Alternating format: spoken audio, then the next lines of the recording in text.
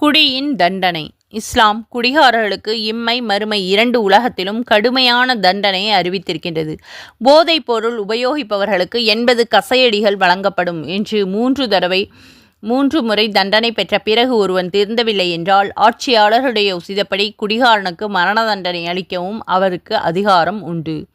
மறுமை நிலையை பற்றி முகமது நபி ஸல்லல்லாஹு அலைஹி வஸல்லம் அவர்கள் கூறினார்கள், குடிகாரன் பெற்றவர்களை துன்புறுத்துபவன் மனைவியின் மீது சந்தேகப்படக்கூடிய பேர்வழி ஆகிய 3 பேருக்கும் அல்லாஹு தாலா சொர்க்கத்தை விலக்கிவிட்டான்.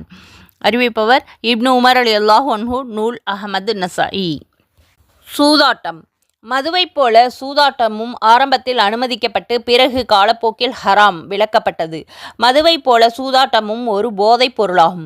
மது உடலையும் அறிவையும் கெடுக்கக்கூடிய தீமை என்றால் சூது பொருளையும் தொழிலையும் நாசமாக்கும் தீமை ஆகும். இரண்டுமே அல்லாஹுடைய நினைவை மறக்கச் செய்து தொழுகை திக்ரு போன்ற வழிபாடுகளிலிருந்து தொழுக விடாமல் தடுத்துவிடும், திசை திருப்பிவிடும்.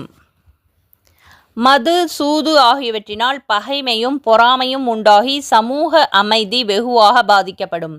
பிறர் பொருளை எந்த ஒரு பகரமும் இல்லாமல் முறையான உழைப்பில்லாமல் பெறுவதற்கு சூது வழிவகுக்கின்றது.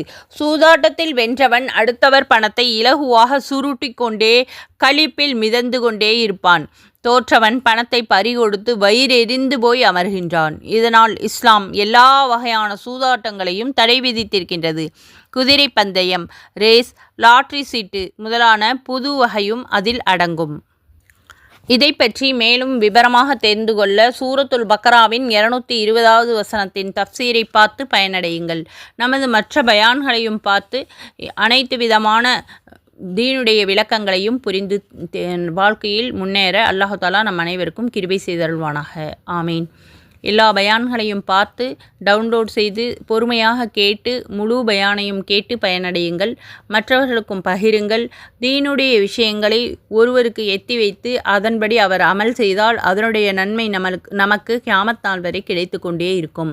இன்ஷா அல்லாஹ். அல்லாஹு தாலா நம் அனைவருக்கும் அதிகமான தீனுடைய விஷயங்களை பகிர்ந்து அதன்படி வாழக்கூடிய பாக்கியங்களையும் தந்தருள்வானாக. ஆமீன். ஜஸாக்குமுல்லாஹு கைரன் கசீரா. அஸ்ஸலாமு அலைக்கும் வரஹ்மத்துல்லாஹி